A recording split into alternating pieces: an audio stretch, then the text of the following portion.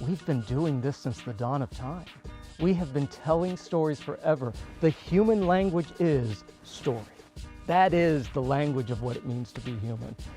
And when we tell those stories authentically and we tell them honestly, I think that you can really change the world that way.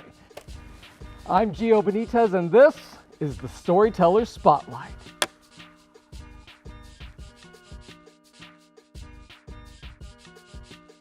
So what inspired me to become a storyteller? Well, I think back to when I was a child. All of those movies, The Lion King, Aladdin, Beauty and the Beast, and that was my first memory really of story and the power of story and what stories can do.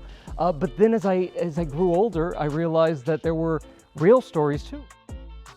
I grew up in a town where we were constantly under the threat of hurricanes, and it was that in Miami when I saw the impact of hurricanes with the impact of what television news could do and how it could help a community. That's really when I saw the power of that, and I said, okay, I need to be a part of that. I was able to see television as a lifeline. It wasn't just something that you would watch for entertainment. It's something where you could rely on the information that was being delivered through television, and you could use it to better your own life. And I still believe that today. I think television has this opportunity to show you in real time, live as something's happening, especially during a breaking news situation. You're able to see it happening right then and there. That live in the moment broadcast cannot be replaced. When I became a journalist, I always believed that I needed to hold up a mirror to what was happening all around us.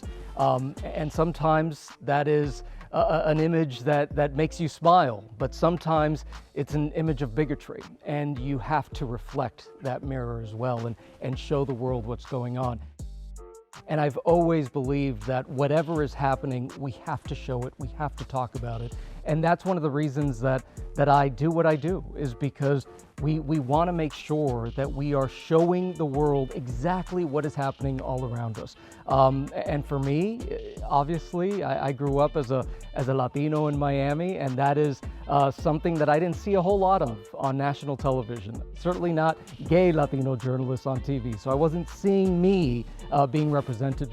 And so I hope that what I do, just by being in the arena, helps other young people who might be watching and saying, oh, okay, there's an example, I can do it.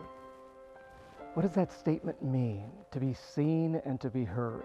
You know, it was related to my job, but in some ways it had to do with my personal life. It was a message from a viewer that came in, and I remember that I had just gotten engaged, and I had just posted a photo. We did the surprise proposal in Paris, and I wasn't planning on making any sort of announcement or anything, but then I got this photo and I just thought, okay, it's just too great. I have to go ahead and share it.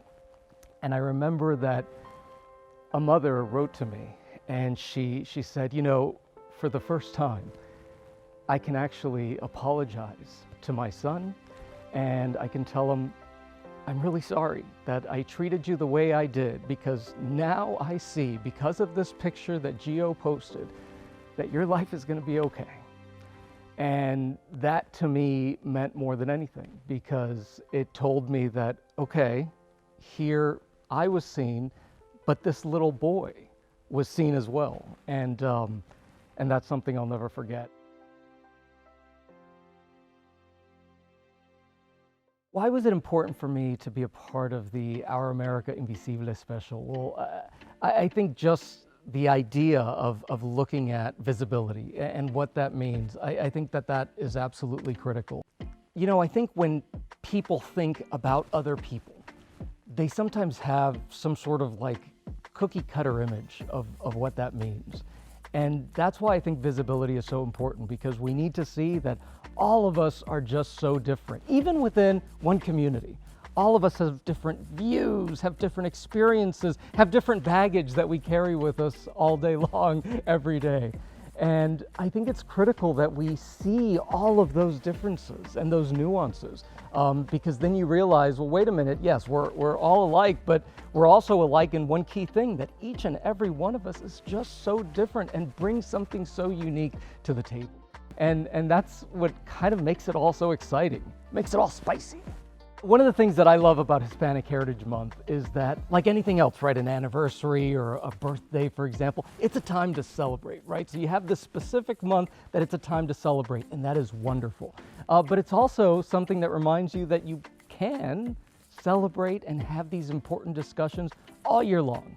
And I think that that's something to always keep in mind, that we can always have these conversations no matter when it is in the calendar.